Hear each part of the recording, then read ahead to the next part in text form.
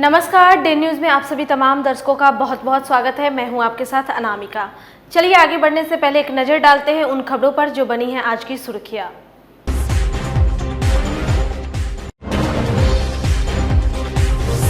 व्यवसायी राजीव शाह हत्या मामले में अब तक नहीं हुई है किसी की गिरफ्तारी, ग्रामीणों में जबरदस्त आक्रोश।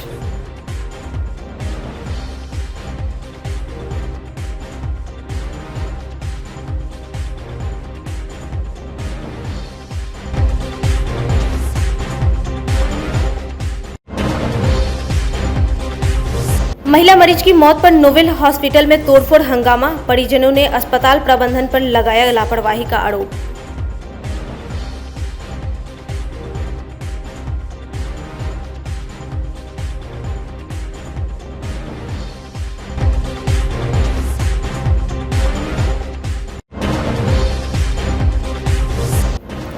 और नगर आयुक्त के फरमान पर भड़का पार्षदों का गुस्सा।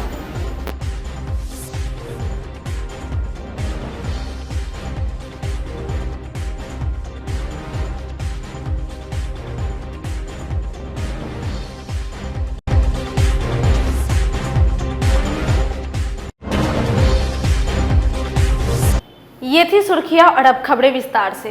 व्यवसायी राजीव शाह हत्या मामले में अब तक किसी की गिरफ्तारी नहीं हुई है। जैसा कि दर्शकों को मालूम है कि बुधवार की रात सकरा के दुबहा में अपराधियों ने गोली मारकर राजीव शाह की हत्या कर दी और 2.5 लाख रुपए लूट लिया। बेजा चौक पर उसकी कपड़े की दुकान है। छोटे भाई दिलीप शाह भी वहीं पर इलेक्ट्रॉनिक्स की दुकान खोल रखा है। परिवार वाले का मानना है कि गुरुवार को समस्तीपुर से कपड़े और इलेक्ट्रॉनिक गुड्स की खरीदारी करनी थी। इसके लिए 2.5 लाख रुपए लेकर राजीव गनीपुर बेझा जा रहे थे। इसकी भनक अपराधियों को लग गई और घटना को अंजाम दे दिया। युवक का नाम राजीव कुमार है, पिता उसका सत्येंद्र प्रसाद शाह है। गनीपुर बेझा के हैं, ससुराल जा रहे थे। दुबहा गुमती के पहले अज्ञात अपराध कर्मी के द्वारा उसको गोली मारकर हत्या की गई है। हत्या के कारणों का अभी पता नहीं चला है कि किस कारण से उसकी हत्या की गई है। परिजनों द्वारा भी कुछ भी बताया नहीं जा रहा है। सारी जानकारी मिलने के बाद और गहनता से छानबीन करने के बाद जो सच्चाई सामने आएगी उसके अनुसार कार्य की जाएगी। कितने गोली लगने की बात है? 2 गोली लगने के बाद, एक पीठ, एक छाती में एक गोली, एक और एक मुंह में।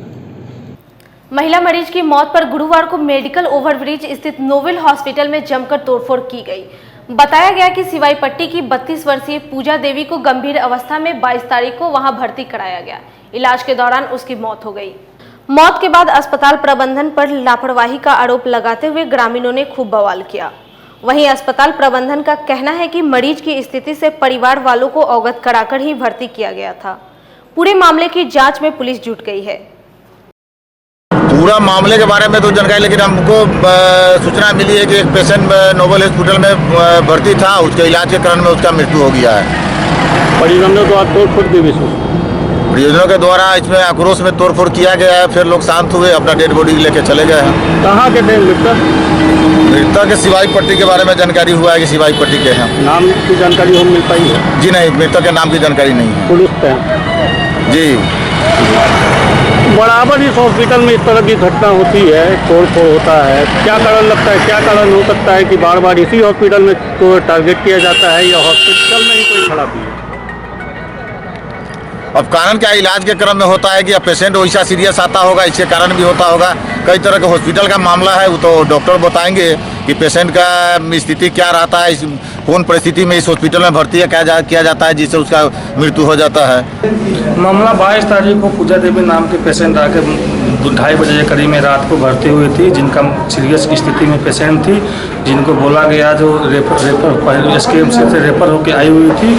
हम लोग पहले पूरा कंडीशन बता दिए जो आपका पेशेंट का 2 ग्राम हीमोग्लोबिन है, पहले से यूट्रस रप्चर था और पेट में बच्चा पहले से मरा हुआ था, जो कि ऑपरेशन हुआ जिसमें 2 ग्राम हीमोग्लोबिन के कारण ब्लड भी चढ़ा और पेशेंट के परिजन को पहले से बता चुके थे यहाँ के डॉक्टर लोग जो पेशेंट का स्थिति सही नहीं है और वो लोग हाई रिस्क बॉन्ड पे करवा के बोले नहीं जो होगा सो कीजिए, और तब जाके ऑपरेशन हुआ। तो आज के डेट में भी, आज सुबह में भी उनको बता दिया गया जब हायर सेंटर जाना चाहते हैं, ताकि उनका क्रिएटिनिन थोड़ा यूरिन उनका बंद हो गया था, क्रिएटिनिन लेवल थोड़ा बढ़ गया था, उनको बोला गया था हायर सेंटर अगर जाना है तो आप जा सकते हैं। बोले नहीं जो होगा यहीं पर होगा। इसी बीच में उनका दोपहर के करीब में अचानक मृत्यु हो गई। उसमें परिजन लोग आए और बात करते करते थोड़ा बहुत हल्ला गामा किया। उसका अपने परिजन हॉस्पिटल का कितने का नुकसान हुआ है? हॉस्पिटल का तो आप लोग देख ही रहे हैं, शीशा वगैरह फूटा है। कुछ पेशेंट लोग भी जो मेरे यहाँ से पहले से भर्ती थे वो लोग 2-3 पेशेंट चले गए हैं और हॉस्पिटल का मोटा मोटी 1-1.5 लाख से करीब नुकसान हो गया है। क्या कारण लगता है कि बार बार आपके हॉस्पिटल में तोड़फोड़ होता है? नहीं, हॉस्पिटल में जो परिजन लोग थे उसके साथ कुछ उपद्रवी लोग भी आए हुए थे जो अपना पेशेंट का परिजन उतना गुस्सा नहीं कर रहे थे जितना बाहर के उपद्रवी उनके साथ जो गांव के लोग थे वो थे। और मूड में हम लोग तो कुछ कर नहीं सकते थे। हम लोग अपना जो भी पेशेंट पहले था उसके हम लोग सुरक्षा में अपना जिम्मेदारी निभाएं। इधर वेतन को लेकर केजरीवाल अस्पताल के कर्मियों ने गुरुवार को झाड़ू और वेलन के साथ प्रदर्शन करते हुए अस्पताल प्रबंधन के खिलाफ जमकर नारेबाजी की। कर्मचारी यूनियन के अध्यक्ष AR अनु ने कहा कि वेतन में वृद्धि, EPF की सुविधा और ग्रेड के मुताबिक कर्मचारियों को वेतन देने की मांग को बहुत दिनों से अनदेखी की जा रही है। हम लोग को वेतन का मांग है, वेतन हम लोग का बढ़ना चाहिए। महंगाई बहुत बढ़ गई है, इसलिए हम लोग को वेतन बढ़ना चाहिए। कितने दिनों से लंबित है वेतन हुई है आप लोगों हम लोग का हो रहा है ये 3 साल से वेतन 2 साल से बढ़ नहीं रहा है। 3 साल से 2018 से हम लोग को नहीं बढ़ रहा है, उसमें पेमेंट में भी कमी आ रही है। प्रबंधन से बातचीत हुई है क्या? कुछ हाँ कर हुई रहे है हैं? लेकिन अभी तक कुछ नहीं हो रहा है। आगे डेट खाली मिल रहा है। हड़ताल कर रहे हैं, आंदोलन जारी रहेगा हम लोग का जब तक पेमेंट नहीं बढ़ेगा तब तक। और 3 सालों से हम लोग बोल रहे हैं लेकिन सुन नहीं रहे हैं। काफ़ी दिसंबर से लेकर के आज तक हम लोग बार उनको बोल रहे हैं बढ़ाने के लिए, लेकिन कोई सुनवाई इस पर नहीं कर रहे, इसलिए हम लोग आंदोलन पे हैं। अस्पताल प्रबंधन से इसको लेकर कोई बातचीत हुई है अभी तक? अस्पताल प्रबंधक से दिसंबर से ही बातचीत हो रही है लेकिन कुछ नहीं कर रहे हैं वो। तो आगे अब आप लोग क्या कीजिए? आंदोलन जारी रहेगा हम लोग का। 3 दिनों से हम लोग चरणबद्ध आंदोलन कर रहे हैं। पहले दिन हम लोगों ने नाराबाजी का किया प्रशासन को जगाने का, अस्पताल प्रबंधक को जगाने के लिए। कल हम लोगों का जो दयनीय स्थिति है उसके लिए हम लोगों ने प्लेट बजा के जो कुंभकर्ण निद्रा में सोए हुए जो हमारे अस्पताल प्रबंधक हैं उनको जगाने का कोशिश किया। आज हम लोग आंदोलन के तीसरे दिन झाड़ू और बेलन के साथ उनका जो भूत है, भूत झाड़ू से ही उतरता है जैसा कि लोगों का कहना है, पुराने लोगों का। तो उनके लिए हम लोग झाड़ू से लाए हैं कि भाई भूत जो चला हुआ है, कर्मचारी भूखे मर रहा है और कुंभ निद्रा में सो रहे हैं, इसलिए आज हम लोग झाड़ू के साथ और बेलन के साथ प्रदर्शन किए हैं। अगर हम लोगों की बातों पर उन्होंने नहीं माना, कल हम लोगों का 3 घंटे का 12 से 3 जो है धरना का कार्यक्रम है। उसके बाद भी अगर उनके ध्यान नहीं दिया तो फिर हम लोग अपने आंदोलन को करते हुए काम अस्पताल का काम बंद आंदोलन शुरू करेंगे। मेयर की अनुशंसा पर ही किसी वार्ड की समस्याओं का निपटारा किए जाने संबंधी नियम को लेकर पार्षदों में जबरदस्त आक्रोश है। इसे लेकर गुरुवार को डिप्टी मेयर मानमर्दन शुक्ला के नेतृत्व में दर्जन भर से ज्यादा वार्ड पार्षदों ने नगर आयुक्त से मिलकर इस तरह की कोई नियमावली है तो उसे उपलब्ध कराने की मांग की। पार्षद राकेश कुमार टिंकू, राजीव कुमार पंकू, अभिमन्यु कुमार, संतोष महाराज, अजय ओझा और गीता देवी सहित अन्य पार्षदों ने साफ साफ कहा कि मेयर की अनुशंसा पर ही समस्या का निराकरण किए जाने का कोई प्रावधान नहीं है। मुख्य उद्देश्य यह है कि हम लोग पार्षद हैं, हम लोग कोई काम को जनता के हित के लिए लिखते हैं कि ये काम किया जाए और यहाँ से फाइल हम लोग अनुशंसा करके देते हैं नगर आयुक्त को कि ये काम कृपया करें। जैसे मेरे वार्ड का एक कल्वर्ट का मामला है, वो करीब पिछले 3 साल से जब से हम चुनाव जीते हैं तब से वो खराब है और वो टूटा हुआ है। आए दिन वहाँ पर एक्सीडेंट हो जाता है। हम जाकर नगर आयुक्त को बोले कि नगर आयुक्त साहब कृपया इसको करवा दिया जाए। उन्होंने कहा कि जब तक मेयर साहब अनुशंसा नहीं करेंगे तब तक हम ये काम नहीं कर सकते हैं। हम क्या क्यों, आखिर क्यों? हम पार्षद नहीं हैं क्या? मेरा कोई अधिकार है कि नहीं है? यही हम पूछना चाहते हैं माननीय नगर आयुक्त महोदय से, माननीय महापौर से। महापौर को अगर कोई दुश्मनी है तो हमसे करे, वो हमारी जनता से क्यों ले रहे हैं इस चीज़ को?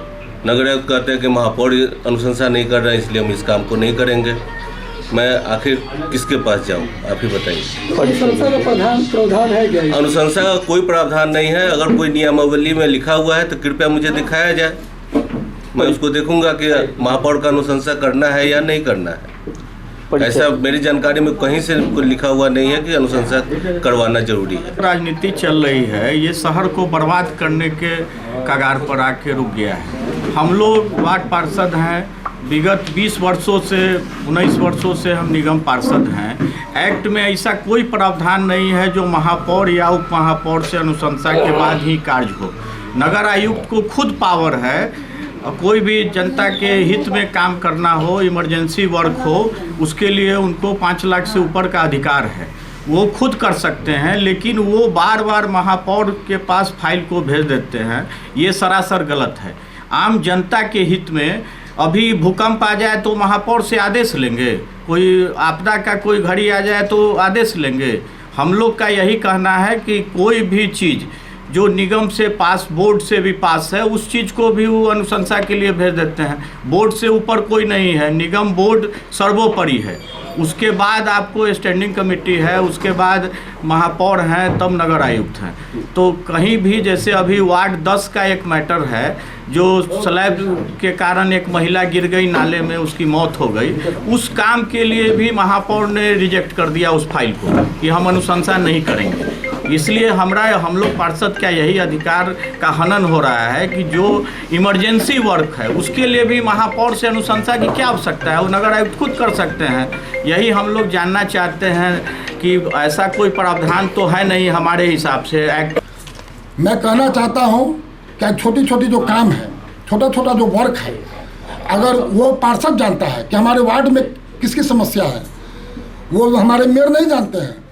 और ये विभाग के जांच करने की चीज़ है, ये नगर आयुक्त साहब विभाग से जांच करावे और वो दे। अभी हमारे विगत वर्षों में अभिमन्यु चौहान जी के वार्ड में आपको ध्यान होगा कि अक्सर मैं बोर्ड की भी मीटिंग में उठाता रहा हूँ कि भाई ये गाय और भैंस का जो तांडव होता है, उसी तांडव में एक महिला की जान गई और उसको प्राथमिकता के आधार पर बोर्ड से पास कर दिया गया। और आज वो जब वो शुरू होने जा रहा है तो कह रहा है कि वो फाइल ये नगर आयुक्त साहब कि वो मेयर साहब उस पर साइन नहीं कर रहे हैं। गीता देवी के वार्ड में इसी तरीक़े से जब वो फाइल लेकर के गए, आज पानी एकदम वहाँ जमा हो रहा है तो उनका फाइल फेंक दिया जा रहा है। क्या हमारे वार्ड में एक स्लैब टूटा हुआ है, उसका हम अनुशंसा करते हैं, वार्ड पार्षद हैं, हम जानते हैं कि क्या टूटा हुआ है। क्या ये देखने जाते हैं वो स्लैब टूटा हुआ है कि नहीं टूटा हुआ है, तो अनुशंसा करने का अधिकार इनको किसने दिया? वो तो हम जानते हैं कि हमारे क्षेत्र में क्या दिक्कत है, क्या नहीं दिक्कत है। हमारे यहाँ महिला जो मरी थी, नाला टूटा हुआ था जिसका बोर्ड से हम लोगों ने पास करा दिया। आज जब वो काम शुरू हुआ तो मेयर साहब बोल रहे हैं कि इस पर अभी अनुशंसा नहीं होगा, अब जब काम होना है तो 49 वार्ड में होगा। ठीक है, कोई दिक्कत नहीं, 49 वार्ड में हो तो, लेकिन ये अधिकार उनको किसने दिया कि ये काम हो और ये काम नहीं हो? ये प्राथमिकता देखना नगर आयुक्त का काम है, विभाग का काम है। हम भी लिख के देंगे, हमारे जितने सहपाठी मेरे भाई लोग हैं, बहन लोग हैं जो वार्ड पार्षद, वो लिख के देंगे। जिनका प्राथमिकता के आधार पर सबसे अति आवश्यक कार्य हो वो होना चाहिए। उसमें कहीं से इनकी सहमति की ज़रूरत नहीं है, ये कहीं से नियमावली में नहीं लिखा हुआ है। हमारे ये मांग है कि अगर इस तरह का ये मेयर साहब कर रहे हैं तो वो हम लोग के पूरे जनता का, वार्ड पार्षद का अहित सोच रहे हैं। उनको अपने पद का, गरिमा का ख्याल नहीं है, वो अपना पद से इस्तीफा दें। हमारा अंतिम मांग यही है। रोड है, नाला है जो करीब 200 फीट है, ज़्यादा है भी नहीं, वो 47 और 48 के बॉर्डर पड़ता है। लेकिन नगर आयुक्त साहब को, मेयर साहब को, सबको जा कर के हम बोले कि आपसे हाथ जोड़ के रिक्वेस्ट है कि एक बार जाकर आप देख लें। अगर देख लीजिएगा तो आपको लगेगा कि वो नाला नहीं बनना चाहिए तो हम मान लेंगे, अगर बनना चाहिए तो बनना चाहिए। लेकिन इनका कहना था हम जब फाइल बढ़ाए तो फाइल को उठा के फेंक दिए। बोले मैं आपका क्यों करूं? हम कहे क्यों नहीं कीजिएगा अनुशंसा? तो क्यों करूं, आप मेरा विरोधी हैं। हम कहे देखिए मेरे क्षेत्र में जो विरोधी थे, क्या मैं उनका काम नहीं करूंगी? काम तो सबके लिए करना है। तो ये विकास का हमेशा विरोध करते हैं। जब भी विकास की बात आता है तो ये बीच में निश्चित रूप से विरोध करते हैं। और अभिमन्यु जी के बात से हम सहमत हैं कि 174 में 70 वो पेमेंट कैसे कर दिए। इससे हम भी बहुत ज़्यादा आहत हुए हैं, क्योंकि मेरे क्षेत्र में भी 5 योजना हुआ है, उसका एक भी पेमेंट नहीं किए। अभिमन्यु चौहान के वार्ड के पूरे नाला को नापी करवाए थे और नापी करवा के उसको प्राथमिकता के आधार पर हम लोग ने प्रेशर बनाकर कि उसको अत्यंत ज़रूरी है वहाँ पर स्लैब से ढकना, लेकिन आज तक यह न हुआ, यह दुर्भाग्य है। रही बात मेयर साहब तो पक्षपात करते हैं, ऐसा पक्षपात करते हैं कि हम क्या बतावे। कभी कहते हैं चैनल से आने के लिए, हम कि कौन चैनल है बताइए, हम कौन चैनल से आए। कोई अनुशंसा के लिए जाते हैं तो उन्हें फाइल लेकर फेंक देते हैं। यह सब नया नया ड्रामा सब देखने को मिलता है। अरे जब आप हमारे मेयर बन गए तो आप सम्मान हो गए, आप किसी तरह का पक्षपात न कीजिए और जो भी पार्षद अगर आपके यहाँ जाते हैं तो अनुशंसा करना चाहिए।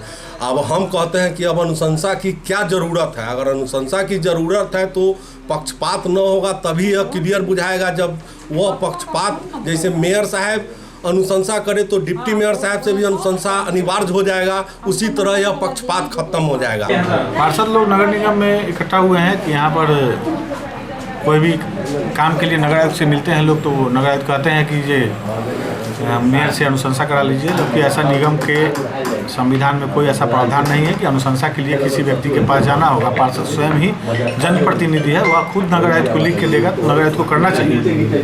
और इसी का लोग यहाँ पर विरोध कर रहे हैं कि नहीं, अनुशंसा का खेल बंद होना चाहिए, उससे भेदभाव होता है।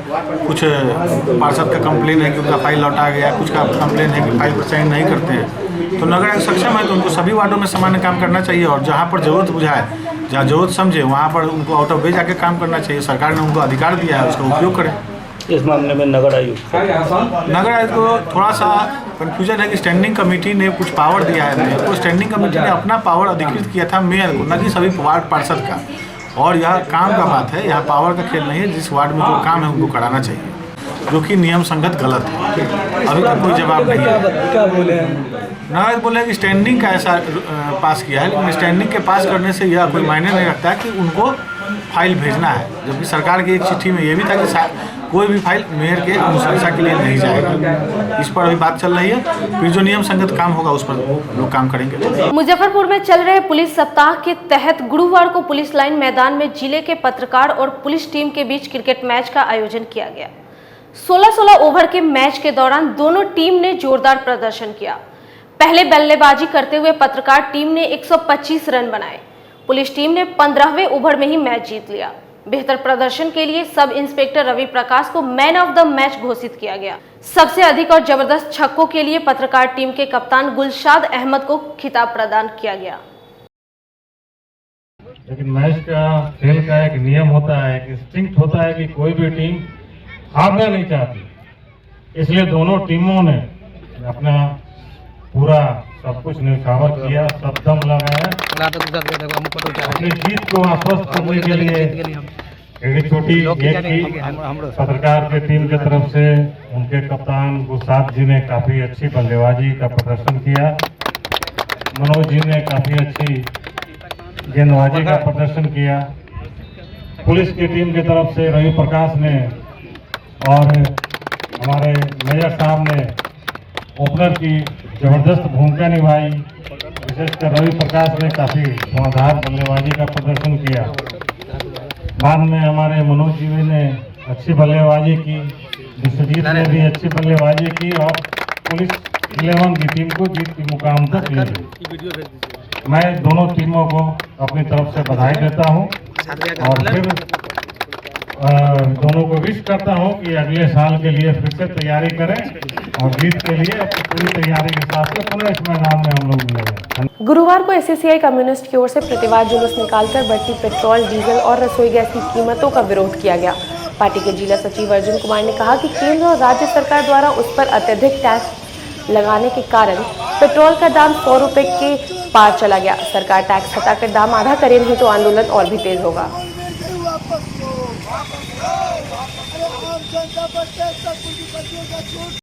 आज हम लोग एससीसीआई कम्युनिस्ट की ओर से डीजल, पेट्रोल एवं रसोई गैस में जो दिन प्रतिदिन वृद्धि हो रही है, जिससे आसमान छू रही है।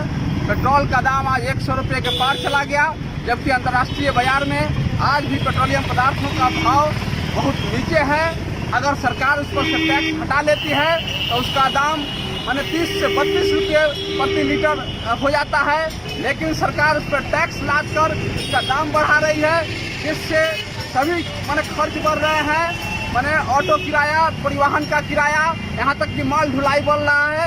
इससे जो आवश्यक वस्तु है जीवन में, जो जरूरी वस्तु, उसका दाम बढ़ रहा है। इससे महंगाई का बोझ आम जनता पर पड़ रहा है। इसलिए हम सरकार से मांग करते हैं कि डीजल, पेट्रोल और रसोई गैस की मूल्य वृद्धि अविलंब कम करे, टैक्स घटाकर इसका दाम आधा करे।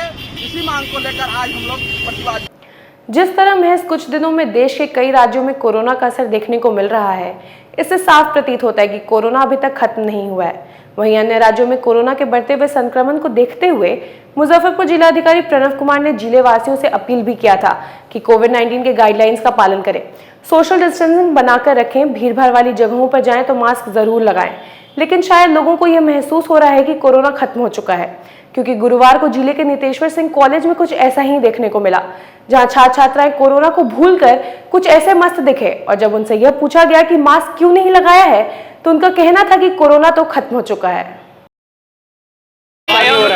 सर, हम लोग फॉर्म भरने आए, देखिए धूप में खड़ा है, बहुत प्रॉब्लम भी फेस कर रहे हैं, क्योंकि कोई व्यवस्था भी नहीं किया गया हुआ है यूनिवर्सिटी की तरफ से। और मैट्रिक एग्जाम के कारण बहुत सारा बच्चा को प्रॉब्लम हो रहा है। किस चीज़ का फॉर्म भरा है? BA का, BA पार्ट 1 का। मास्क भी नहीं पहने हुए हो? वही नहीं है, कोरोना खत्म है, लाइन में लगाओ। BRA बिहार विश्वविद्यालय में सिंडिकेट की बैठक गुरुवार को पुस्तकालय कॉन्फ्रेंस हॉल में कुलपति डॉक्टर प्रोफेसर हनुमान पांडे की उपस्थिति में संपन्न हुई। बैठक में लगभग 50 कॉलेजों के संबंधन 1.5 दर्जन से अधिक नए कोर्सों की मंजूरी के लिए 27 फरवरी को होने वाली सीनेट की बैठक में प्रस्ताव ले जाने की मंजूरी मिली। वहीं इन सभी प्रस्तावों के अलावा नए वित्तीय वर्ष 2021-22 के बजट पर भी मोहर लगी।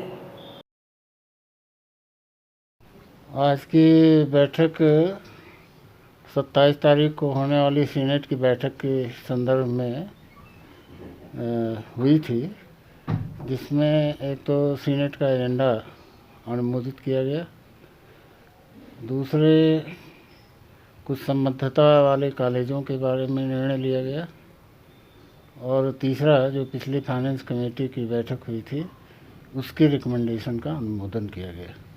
पूर्व से जो लंबित मामले थे उनके निष्पादन के लिए, पूर्व से जो मामले लंबित किस संदर्भ में? वेतनमान ये सब कर्मचारियों के वेतनमान ये सब नहीं, ऐसा कोई प्रकरण स्तर पर है।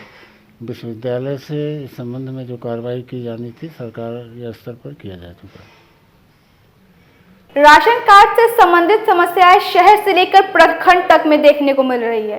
लोग कार्यालयों के चक्कर काटते रहते हैं, लेकिन हल नहीं मिल पाता। ऐसे में SDO पूर्वी कुंदन कुमार ने एक सराहनीय पहल की शुरुआत की है। प्रत्येक गुरुवार को अपने कार्यालय में राशन कार्ड संबंधित समस्याओं से कर्मी रूबरू होंगे और राशन कार्ड धारकों का समस्याओं का निपटारा किया जाएगा। हमारा जो नियत प्रक्रिया है और उस प्रक्रिया के तहत हम लोग इस पर काम कर रहे हैं। हमने पहले भी कहा था कि प्रत्येक गुरुवार को केवल राशन कार्ड की समस्याओं के निस्तारण के लिए ही आवेदन प्राप्त किए जाएंगे। लोग दे रहे हैं। पिछली बार जो हम लोगों के पास आवेदन आए थे उसमें से लगभग 62 आवेदन ऐसे आए थे और 62 आवेदनों में 40 आवेदन पर और राशन कार्ड बनाकर हम लोगों को हस्तगत आज के तिथि में करा दिया गया है। फिर आज जो आवेदन प्राप्त होंगे उसका हम लोग अगले गुरुवार को निष्पादन करके ये प्रक्रिया लगातार अभी चलती रहेगी। जी जब तक कि राशन कार्ड का समस्या यहाँ पे है तब तक प्रत्येक गुरुवार को इस तरह का हम लोग राशन कार्ड के समस्याओं का निष्पादन का ये विशेष काउंटर चलाते रहेंगे। 1 महीने के अंदर 3 बार रसोई गैस की बढ़ी कीमत ने आम लोगों की रसोई का बजट बिगाड़ दिया है। गैस सिलेंडर की कीमत 867 रुपए से बढ़कर 892 हो गई है। उज्ज्वला योजना के तहत गैस सिलेंडर का लाभ लेने वाले BPL परिवार को बड़ा झटका लगा है। महिलाओं का कहना है कि हर हाल में सरकार को गैस की कीमत कम करनी चाहिए। 3 महीना 4 महीना 6 महीना दाम बढ़ा कर रखता है। ये 1 महीना में 3 बार बढ़ा है दाम। हाँ जी। तो क्या परेशानी हो रही है? परेशानी हो रही है, जो हम लोग सक्षम नहीं हो रहे हैं तो लकड़ी के चूल्हा पर जलाते हैं, लकड़ी बनाते हैं। मैंने गैस होने के बावजूद चूल्हा जलाना पड़ता है। क्या करे था, पैसा नहीं उतना हो पाएगा तो नहीं न ले पाएंगे, तो इसीलिए लकड़ी पर बनाते हैं। 1 महीना में 3 बार गैस खत्म हो गया का। बच्चा सब स्कूल जाए लगी रो के जाए थे, गैस नहीं से बच्चा सबके खाना बना के दूध बना के दे। छोटा बच्चा दूध लाई कैले है, गैस नहीं से हम बच्चा सबके दूध पियाऊ, हम क्या कथी करूँ न करूँ, काहे इतना दिक्कत कैले है। दाम लगातार बढ़ रहा है। दाम लगातार बढ़ रहा है। प्याज के दाम है, आलू के दाम है, ये गरीब जिए कि मरेगी। रुपया कमाने वाले रोज इतना महंगाई, इतना गैस, जो गैस 600 में मिल रहा है वो गैस 900 950 हो गया। कहाँ से आदमी इतना मेंटेन करेगा? ब्लैक में इतना में दे रहा है। प्याज 60 रुपये किलो हो गया, तो भाई हम लोग कहाँ जाएंगे? आदमी इस एक महीने में 3 बार गैस का दाम बढ़ा है, तो आदमी सोच के चल रहा है कुछ और, हो रहा है कुछ और। आदमी तो चोरी करने नहीं जाएगा, कहीं पर मेहनत से कमा के हर चीज़ को पूरा ही करेगा। बच्चा को पढ़ाना है, लिखाना है। उज्ज्वला गैस के तहत भी सिलेंडर मिला था, उसमें आप लोगों को राहत मिला था क्या? नहीं, कुछ भी नहीं। हम लोग का प्राइवेट गैस है, हम लोग को मोदी की तरफ से कुछ ऐसा चीज़ नहीं मिला, कोई भी ऐसा चीज़ नहीं। हम लोग कराने भी गए तो ऑनलाइन की तरफ से हम लोगों का नाम नहीं था। आप इस तरह लगातार जो बढ़ रहा है, कितना असर पड़ रहा है आपके घर के खर्चे में? बहुत कुछ भी नहीं हो रहा है। हम लोग गरीब आदमी 3 आदमी मिल के 10,000 रुपया महीना कमा रहे हैं। हम, मेरा दोनों बेटा, और उनके बाद हस्बैंड है पीने खाने वाला। इतना मेंटेन करना बहुत नामुमकिन हो रहा है। हम लोग को तो चूल्हा पे खाना बनाने का आदत नहीं है, फिर भी चूल्हा पे बनाना पड़ रहा है। अब क्या करें, गैस तो मिल नहीं रहा है। ब्लैक से लेने जा रहे हैं तो 1,050 रुपया लग रहा है। इतना तो हम लोग का ये नहीं है कि हम लोग मतलब ब्लैक से गैस लेके जलाए।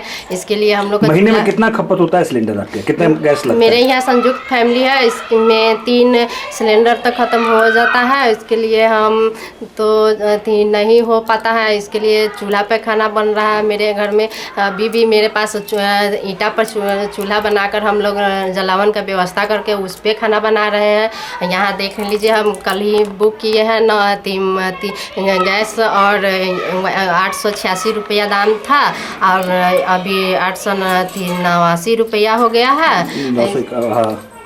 हो गया है।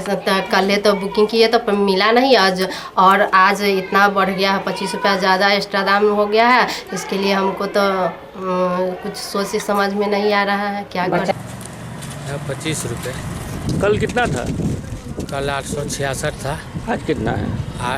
866.50 था, आज 891.50 है। गुरुवार को संस्कार भारती की ओर से पड़ाव पोखर स्थित संस्कार भारती के प्रांतीय अध्यक्ष डॉक्टर रिपुसुदन श्रीवास्तव के आवास पर महानगर इकाई की बैठक आयोजित की गई, जिसमें 27 फरवरी को भरत मुनि जयंती पर नाटक और संगोष्ठी का निर्णय लिया गया। साथ ही आगामी कार्यक्रमों पर चर्चा किया गया। मौके पर सचिव प्रभात कुमार, आरबीबीएम के प्राचार्य ममता रानी सहित संस्था से जुड़े सभी लोग मौजूद रहे। आमगोला पड़ाव पोखर स्थित संस्कार भारती के प्रांतीय अध्यक्ष डॉक्टर रिपुसुदन प्रसाद श्रीवास्तव जी के आवास पर संस्कार भारती मुजफ्फरपुर महानगर इकाई की मासिक बैठक हुई, जिसमें यह तय हुआ कि परसों 27 फरवरी को भरत मुनि जयंती के अवसर पर एक संगोष्ठी का आयोजन किया जाएगा, जिसमें वर्तमान समय में नाटक की क्या स्थिति है इस पर परिचर्चा होगी। साथ ही आने वाले कार्यक्रम होली मिलन तक के कार्यक्रम तय हुए, और इसको संस्कार भारती कैसे मजबूत हो, कलाकारों में कैसे सामंजस्य बैठे, इसे लेकर यह बैठक बुलाई गई। आज की खबरों में फिलहाल इतना ही। कल फिर मिलेंगे कुछ नए खबरों के साथ। तब तक के लिए हमारे डे न्यूज़ टीम को दीजिए इजाजत। नमस्कार।